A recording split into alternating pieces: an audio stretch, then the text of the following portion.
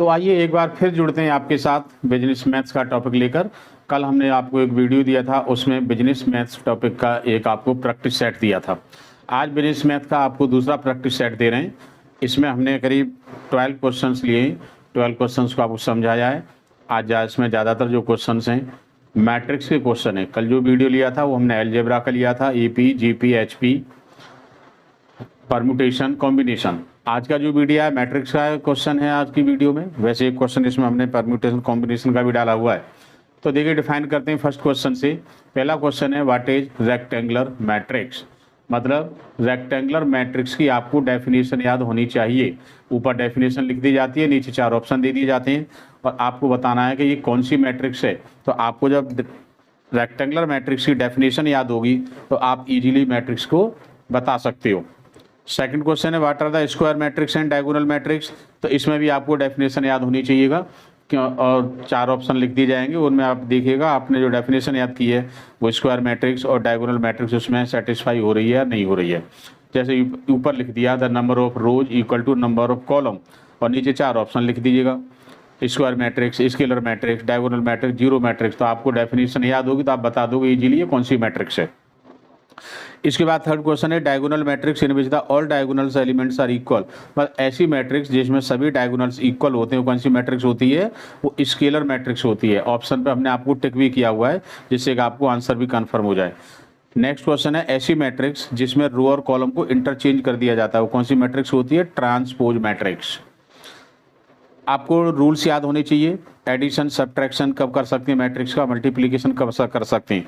Addition subtraction करने के लिए मैट्रिक्स का ऑर्डर इक्वल होना चाहिए। पहली मैट्रिक्स में जितने रो और कॉलम है उतने ही रो और कॉलम दूसरी मैट्रिक्स में होनी चाहिए।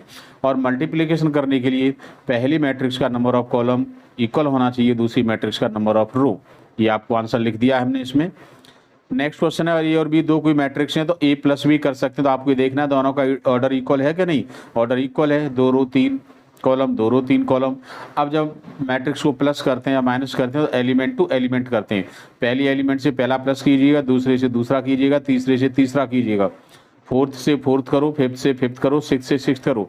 तो एलिमेंट्स देखो हमने आपको सॉल्यूशन दिया है तो आपका ऑप्शन आ रहा है सेकेंड। नेक्स्ट मैट्रिक्स में पूछा गया आपको कि ए और बी दो मैट्रिक्स हैं, इनका सब्ट्रैक्शन कैसे करेंगे। सब्ट्रैक्शन के लिए भी वही रूल है। तो ऑर्डर ए और बी मैट्रिक्स का इक्वल होना चाहिए और एलिमेंट से एलिमेंट माइनस करेंगे। तो देखो इसका भी हमने आपको सॉल्यूशन दिया है।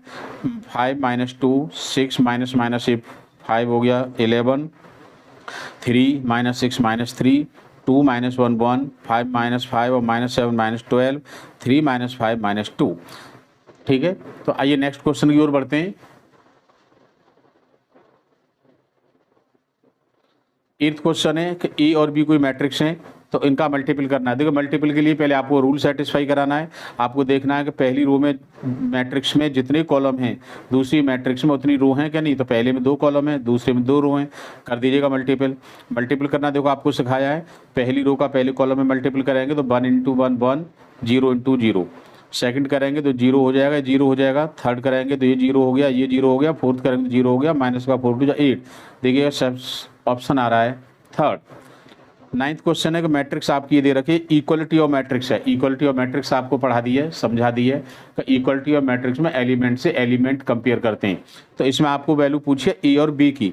तो देखिएगा ए आ रहा है आपका 4th एलिमेंट। ये कौन सा मल्टीपल है, स्केलर मल्टीपल। तो पहले 2 का मल्टीपल करो, 2 बन जा 2A हो गया। यहाँ 4th एलिमेंट +1 हो गया और यहाँ 4th एलिमेंट 5 हो गया। 1 को माइनस कर दो 4, A की वैल्यू 2 आ गई। अब B आ रहा है सेकंड एलिमेंट तो 2 4 जा 8 प्लस B = 0। 8 को ट्रांसफर करो B, तो कौन सा ऑप्शन आ गया 2 - 8 और 2 - 8 आ रहा है आपका फर्स्ट ऑप्शन में। इसका मतलब है कि आपका फर्स्ट ऑप्शन सही है। इसके बाद लेते हैं फिर next 10th question. 10th question में आपको एक मैट्रिक्स दिया, इसका आपको A इनवर्स निकालना है। वैसे तो A इनवर्स एडजॉइंट इनवर्स का मेथड आपको समझा दिया है। एडजॉइंट निकालिएगा, कोफैक्टर निकालिए, माइनस निकालिए। लेकिन हमने आपको एक शॉर्ट ट्रिक भी बताई थी कि बाहर को जो वैल्यू लिखी जाती है इनका क्रॉस मल्टीपल मतलब डिटर्मिनेंट लिखा जाता है। डिटर्मिनेंट होता है, क्रॉस मल्टीपल करके निकाल लेते हैं सम। तो 4 बन जा 4, बीच में माइनस आता है, माइनस और माइनस प्लस हो जाएगा। 3 2 जा 6 तो 10 हो गया। ये हो गया 1/10। अंदर के जो एलिमेंट्स हैं एल एलिमेंट को इंटरचेंज कर देते हैं। ये 1 4 है तो आप लिख दो 4 1